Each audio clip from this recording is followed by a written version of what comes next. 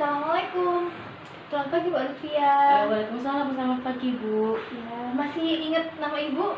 Masih kok, Bu Aurora kan? Iya. Ini Mbak Lutfia yang kemarin nelpon saya. Iya, yang kemarin malam nelfon Ibu. Ada apa ini Mbak Lutfia? Kok nelpon terus sampai ketemu datang ke rumah Ibu ini? Kayaknya ada sesuatu yang penting. Yang penting banget. Itu apa namanya, mau konseling sih Bu. Oh, mau konseling. Oke. Sebelum masuk konseling kita lebih baik kenalan lebih dekat aja ya. Mbak Lutfia saat ini sedang kuliah atau bagaimana? Saya kuliah sih Bu. Kuliah semester Semester 5. semester 5. Tua ya, cukup tua. Cukup lumayan. Udah mulai berat juga. Oke, yang semangat ya Mbak Lutfia karena emang semester 5 ini fase-fase udah mulai terombang-ambing. Terus apalagi bentar lagi UAS kan Bu. Terus bentar lagi semester 6. Tapi untuk UAS ini juga online atau bagaimana? Online sih Bu. Online. Online. Berarti nggak perlu datang ke kampus gitu ya? Enggak. Cuman ada dosen yang minta kayak mentahan tugasnya gitu loh Bu. Terus akhirnya jadi nggak dikumpulin sekarang sih, cuman nunggu semester depan. Oh, berarti dosen itu membutuhkan apa ya, suatu barang nyata, tapi dikumpulkannya tuh waktu semester depan. Nah, kemungkinan kan semoga aja juga cepat membaik ya Bu. Jadi akhirnya nanti semester depan bisa lulus. Oh, berarti ini ya, nunggu keadaan baik gitu ya. Oh, baru bisa dikumpulkan tugasnya. Iya. Oke. Semoga Mbak Lutfia ini ya bisa jaga kesehatan, mematuhi protokol kesehatan. Saat ini keadaannya Mbak Lutfia bagaimana? Alhamdulillah sih Bu. Jangan lupa minum vitamin ya. Iya, karena apa namanya, semenjak pandemi ini jadi kayak rutin gitu loh Bu, minum vitamin, terus minum vitamin C gitu. Tapi kalau misalnya emang rajin minum vitamin, tapi kalau misalnya Mbak Lutfia jarang makan ya sama aja percuma. Jadi diimbangin juga makan, vitamin sama olahraga. Iya Bu. Oke. Gimana Mbak Lutfia sudah siap untuk ke tahap selanjutnya, tahap konseling? Sudah Bu. Oke. Saya mau tanya dulu ke Mbak Lutfia. Mbak Lutfia apakah pernah mengikuti konseling sebelumnya? Belum pernah sih Bu, cuma curhat-curhat aja, bukan konseling. Kan katanya kalau konseling sama curhat itu beda ya? Oh ya, memang beda sih. Kalau misalnya curhat kan lebih memberikan saran. Nah, sedangkan kalau konseling ini saya dibantu gitu loh, diarahkan sama si konselor. Jadi saya di sini tuh berperan sebagai konselor dan Mbak Lutfia ini sebagai si konseli. Nah, si konselor ini sebagai fasilitator membantu mengarahkan Mbak Lutfia untuk menemukan jawaban permasalahannya. Jadi Mbak Lutfia sendiri yang bisa menemukan jawaban atas permasalahan tersebut. Berarti saya sendiri ya Bu yang menemukan solusi itu? Iya, betul. Lalu di dalam konseling ini ada asas-asas yang mendasarinya. Sebenarnya itu ada asas banyak banget, tapi yang lebih penting ada 3. Yang pertama ada asas kerahasiaan, dimana nanti Mbak Lutfia tuh jangan takut sama saya. Misalnya Mbak Lutfia punya pikiran, wah nanti kalau aku cerita nanti dibocorin ke sini, ke si A, ke temen, atau ke keluarga. Tenang aja, Mbak Lutfia bisa hilangkan pikiran-pikiran itu karena saya di sini emang udah berpegang teguh atas asas dasar tersebut, karena tidak akan membocorkan kepada siapapun dan hanya cukup saya dan kamu yang tahu gitu. Iya. Lalu ada asas kesukarela, di mana Mbak Lutfia datang ke saya ini, bertemu dengan saya ini atas kemauan sendiri. Nah, saya mau tanya dulu ke Mbak Lutfia, apakah Mbak Lutfia atas kemauan sendiri atau dipaksa teman atau bagaimana? Alhamdulillah kemauan sendiri sih Bu. Karena kebetulan juga ada masalah, jadi cuman kemarin itu atas rekomendasi teman. Cuman keinginannya itu keinginan saya sendiri, karena kan dapat rekomendasinya juga udah lumayan lama. Terus saya baru kepikiran, oh iya ya, tadi nggak ada unsur paksaan ya ini ya. Oke, berarti atas kemauan Mbak Lutfia sendiri. Iya Bu. Oke, lalu ada asas keterbukaan. Nah, dimana Mbak Lutfia di sini kan emang Mbak Lutfia nggak kenal dengan saya nih, tapi saya mengharapkan Mbak Lutfia itu bercerita dengan enak, dengan enjoy, terus diutarakan semuanya biar masalahnya tuh kelar, Mbak Lutfia bisa menemukan solusinya sendiri gitu. ya. Dari asas tersebut atau mungkin yang konseling tadi masih ingin ditanyakan? Enggak sih Bu, sudah jelas. Oke, lalu ada waktu di dalam konseling. Karena kalau saya konseling kelamaan kan nggak enak tuh waktunya. Jadi di sini kita lebih berpegang teguh sama kenyamanan si konseling. Nah, si konseling ini nyaman berapa lama untuk konselingnya? Biasanya 30 menit sama 45 menit. Mungkin karena ini untuk pertama kali ya Bu, jadi kalau lama-lama juga nanti ya gimana gitu kan. Mungkin saya 30 menit aja dulu. Oke, Mbak Livia mau konseling 30 menit. Nah, untuk tempatnya di sini atau bagaimana? Di sini sudah cukup sih, sudah nyaman ya. Kalau misalnya ada suara saya mengganggu ini nggak apa-apa? Iya, nggak apa-apa. Nggak apa-apa. Oke, suhu ruangan sudah nyaman? Sudah. Oke, berarti Mbak Livia mau melakukan konseling dengan durasi 30 menit dan tempatnya di sini ya. Oke. Bisa langsung masuk ke tahap inti? Iya, bisa. Oke. Kalau misalnya Mbak Livia pengen tarik nafas dulu juga nggak apa-apa? Iya. Biar lebih lega. Oke, saat ini saya mau tanya ke Mbak Livia. Sedang ada permasalahan apa atau emosi apa sih yang mengganggu? Itu sih Bu, kan kemarin kan saya baru putus. Tapi nggak kemarin juga sih, kayak udah agak beberapa hari lalu lah. Nah itu tuh apa namanya, putusnya itu karena kayak apa ya Bu, saya ini kan sekarang kan kuliah daring Bu ya. Terus kemudian tugas banyak online semua, terus kemudian sekarang juga mau UAS kan, otomatis saya juga sibuk belajar, terus kemudian ngerjain tugas, deadline-nya kan kayak udah deket-deket gitu loh Bu.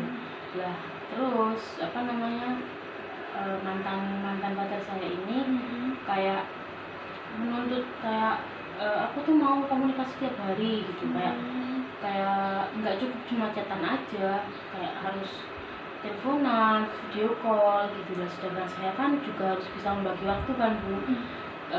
Kalau misalkan saya udah selesai kerjaan tugas, dianya udah tidur, kayak apa ya, nggak bisa ketemu di satu titik gitulah intinya kayak. Karena kan kalau misalkan saya sibuk, dia yang nganggur. Kalau saya nganggur, dia yang sibuk, kayak gitu Bu. Jadi kan jadinya nggak bisa telepon, nggak bisa video call gitu kan. Ya itu, dia itu apa namanya, mutusin saya karena itu, terus bilangnya juga bosen. Terus kayak udah bosen, aku udah bosen pacaran kayak gini-gini terus gitu sih Bu. Kemudian kemarin itu dia ngepost foto sama cewek. Jadi entah ya, saya juga tahu juga sih, cuman saya mikirnya jadinya tuh negatif karena kan kita baru putus, terus kemudian dia udah jalan lagi sama cewek lain. Oke, jadi Mbak Livia ini sedang mengalami perasaan habis putus, ditinggal sama yang disayang, tapi kok malah udah sama yang lain gitu ya. Itu bikin story di mana? Di WhatsApp sih Bu. Karena kan masih simpan nomornya juga, karena kan mungkin pikiran saya juga baru putus, jadi juga apa namanya, maksudnya putusnya menurut saya itu udah baik-baik, tapi alasannya aja yang nggak masuk akal kan. Masa bosen dijadikan alasan buat putus gitu Bu. Jadi ya saya masih nyimpan nomornya, dan dia kayaknya masih nyimpan nomor saya sih, soalnya kan story-nya dia masuk di WA saya. Lalu apa yang Mbak Livia lakukan waktu melihat foto story ini? Saya cuma bilang itu aja sih Bu, ini maksudnya apa gitu-gitu. Dibalas sama Livia. Iya. Terus dia nggak jawab. Cuma di delete aja. Iya. Nggak ngebaca, nggak ngerit? Enggak ya. Terus saya juga pengen kayak ngomong ke dia gitu loh, tapi kayak ya percuma ngomong gitu loh Bu. Kayak ya dianya aja juga udah ada cewek itu, terus kemudian jadi nggak balas chat saya gitu. Jadi kayak mau ngomong juga nggak berani gitu. Oke, jadi permasalahannya tuh Mbak Elvia putus, terus ada ingin disampaikan tapi belum disampaikan. Iya. Oke. Lalu apa ya, Mbak Elvia waktu ngechat itu, terus Mbak Elvia setelah itu apa yang dilakukan lagi? Cuman itu aja sih Bu. Cuman sebenarnya sebelum dia buat story itu saya tuh udah ada niatan kayak saya mau ngomong sesuatu lah intinya ke dia, terus kayak mau berterima kasih, terus mau kayak ya udah kayak ya ngomong gitu lah Bu. Mungkin juga bisa buat memperbaiki hubungan, karena kan ya cuma alasan bosen kan Bu, maksudnya kan bukan alasan yang karena aku selingkuh atau mungkin salah satu dari kita selingkuh kan. Sebenarnya kan saya nggak tahu kalau dia selingkuh gitu kan. Jadinya saya sebenarnya mau ngomong, cuman karena dia buat story seperti itu, jadi saya kayak ya udahlah nggak jadi ngomong gitu, nggak ada gunanya juga kan buat ngomong. Jadi ketika dia buat story itu saya cuma bilang ya itu tadi, kayak cuma nanya gitu kayak ini siapa, maksudnya apa bikin story kayak gini, kita baru putus loh gitu, tapi nggak dibalas.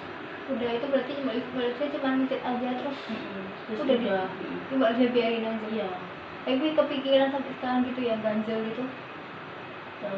Ya cuman tadi sih Bu, cuma mau ngomong itu tadi, jadi nggak jadi. Ada perasaan yang belum selesai nih ya, perasaan yang belum diselesaikan. Oke. Waktu putus gitu tuh sempat chattingan atau enggak? Enggak sih Bu, cuman kadang dia komen story saya kayak tanya-tanya gitu, tapi setelah saya komen di foto itu terus jadi dia nggak ikut lagi. Bahkan hari-hari selanjutnya tuh juga udah nggak ngechat lagi gitu? Enggak, bener-bener terakhir itu ya. Dan itu pun nggak dibalas kan saya. Kayak gitu. Oke, terus untuk bikin story-nya ini udah berapa kali? Masih satu kali atau bagaimana? Iya, itu satu kali itu terus Mbak Elvia langsung ngechat dan nggak dibalas? Nggak dibalas. Kan maksudnya saya juga meskipun dia pacar barunya juga nggak apa-apa, maksudnya saya juga kayak cuman butuh jawaban aja gitu loh, kayak apa bener emang kalau putusnya itu karena bosan, apa nggak karena gara-gara cewek ini. Pengennya kayak gitu sih Bu, cuma nggak dibalas. Oke. Lalu apa Mbak Elvia kayak nggak menangis atau bagaimana? Ya cuman kayak sakit hati aja sih Bu, merasa kayak dibohongi terus dihianati gitulah. Tapi kayak ya udah, mungkin memang dianya lebih sama cewek itu lah. Oke, berarti pacar mantan ini baru bikin satu kali, terus Mbak Elvia tuh nggak merasa nyesel atau apa, cuman lebih ke sakit hati, kecewa, soalnya kok tiba-tiba udah deket sama yang baru, padahal kan udah putus kayak gitu ya. Oke. Cuman nangis ya, pasti nangis ya Bu, tapi kayak ya udahlah gitu. Oke, saya memahami perasaan Mbak Elvia gimana rasanya lihat ya baru putus tapi udah pasangan lain kan, kayak apa sih? Dibuat story lagi Bu ya kan. Kalau misalkan nggak dibuat story kan saya jadi nggak tahu, jadi kan baik-baik aja gitu. Tapi ini kan dibuat story, jadi akhirnya saya tahu. Apalagi itu kayaknya bikin storynya kayak maksudnya jangka waktu sama putus kayak deket gitu ya. Pantesan kayak gimana gitu ya. Kalau misalkan jarak 1 bulan atau 2 bulan dan lain-lain kan masih bisa dimaklumi lah.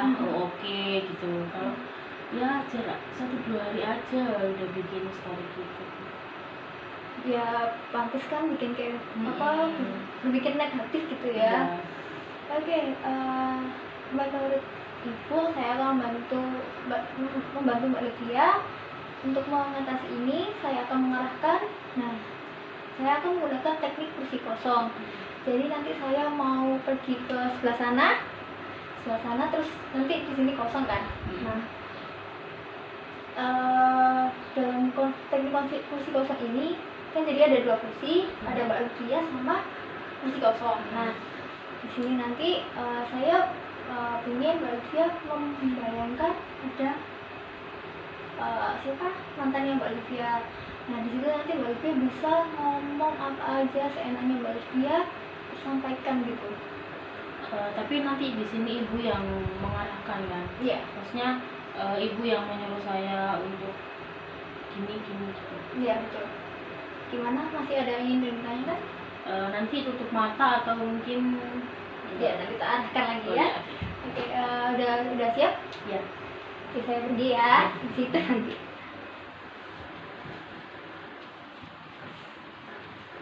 Oke, sekarang Mbak Lutfia tadi seperti yang saya katakan, Mbak Lutfia menjadi Mbak Lutfia sendiri. Terus di depannya anggap saja ada mantannya Mbak Lutfia. Lalu Mbak Lutfia nggak perlu menutup mata, tapi mungkin Mbak Lutfia kalau misalnya belum siap bisa tarik nafas terlebih dahulu lagi, nggak apa-apa.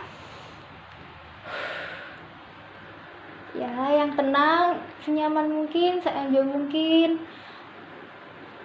Oke, kalau udah bisa dibuka lagi matanya. Sekarang aku mau tanya dulu ke Mbak Lutfia, gimana perasaannya saat ini? Kecewa Bu. Kecewa. Oke, Mbak Lutfia sedang merasakan kekecewaan, ada rasa emosi kecewa seperti itu ya. Lalu biasanya mantannya Mbak Lutfia ini apa ya, pakaian apa atau mungkin ciri khas apa yang biasanya kalau misalnya bertemu dengan Mbak Lutfia? Pakai jaket hitam, terus pakai kaos merah, udah sih pakai celana pendek. Oke, sebentar ya, saya akan mengambilkan suatu barang biar lebih mengingatkan mantannya Mbak Lutfia.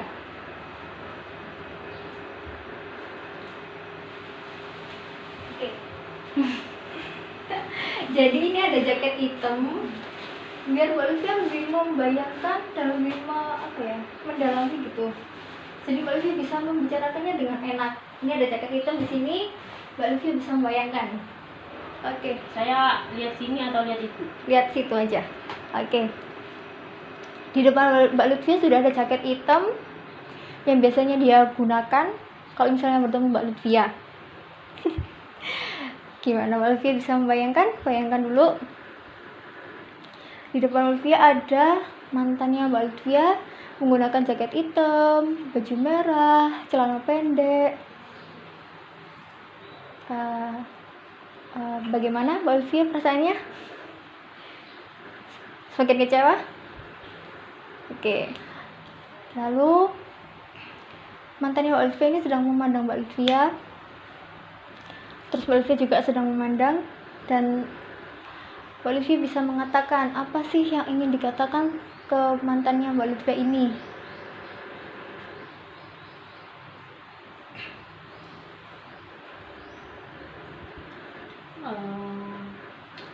Cuma mau bilang terima kasih karena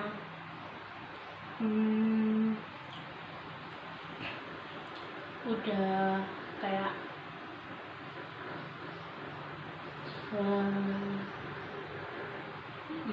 menemani saya, terus kemudian support saya juga ketika tugas saya banyak. Terus kemudian juga terima kasih sudah mau menerima saya apa adanya. Terus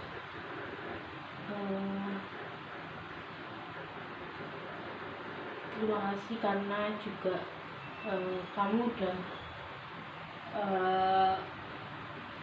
baik banget sama saya, terus udah nggak malu ketika punya saya. Terus juga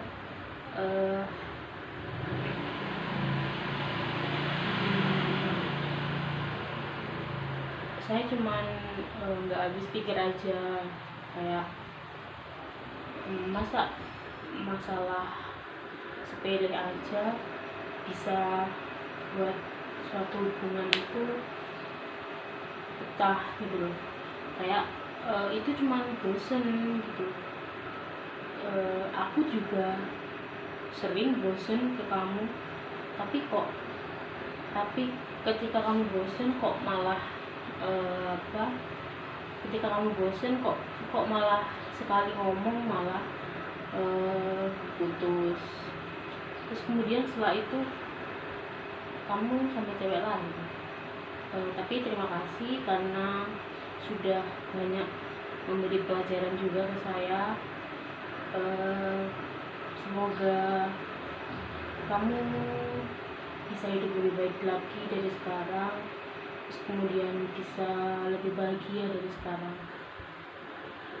Oke, sudah? Apakah masih ada yang disampaikan lagi? Sudah sih Bu. Semuanya sudah tersampaikan dengan jelas? Sudah tidak ada yang mengganjal? Sudah. Oke, sekarang perasaannya Mbak Olivia saat ini bagaimana? Sudah lebih kayak gak ada beban sih Bu, karena sudah ngomong tadi.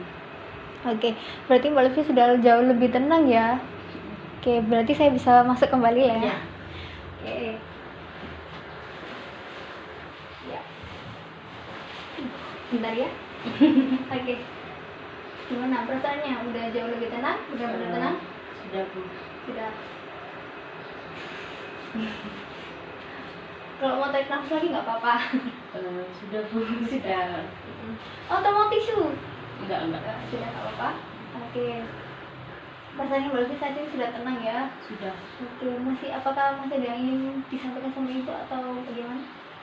Enggak sih Bu, cuma terima kasih karena ibu tadi sudah memberikan saya arahan biar saya bisa mengungkapkan isi hati saya.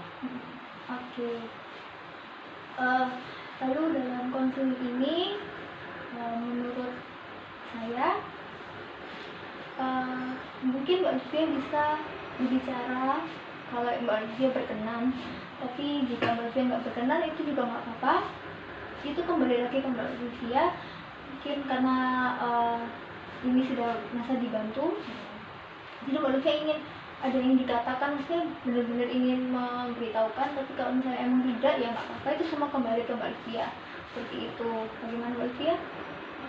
Mungkin kalau saat ini sih sudah lebih kayak relax, kayak lebih plong gitu loh Bu. Tapi mungkin biasanya kan kalau udah pulang ke rumah jadi galau lagi gitu kan.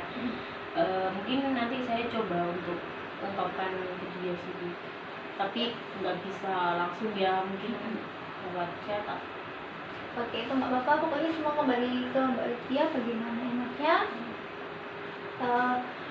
Kalau misalnya Mbak Olivia masih butuh bantuan atau ada yang ingin disampaikan, bisa nanti kita atur jadwal lagi, telepon saya juga nggak apa-apa. Saya terima kasih sama Mbak Olivia, soalnya Mbak Olivia sudah mau cerita dan tidak memendam masalah ini sendirian gitu ya. Makasih banyak buat Mbak Olivia.